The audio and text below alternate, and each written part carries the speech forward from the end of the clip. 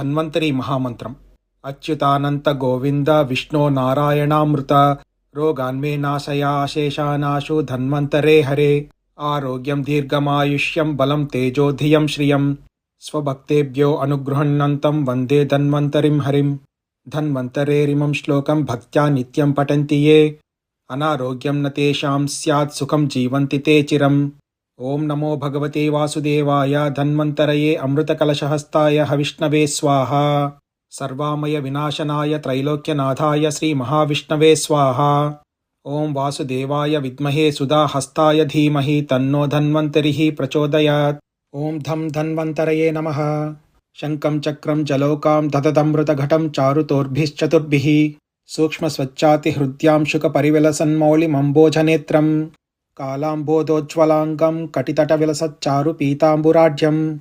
వందే ధన్వంతరిం తం నిఖిలగదవన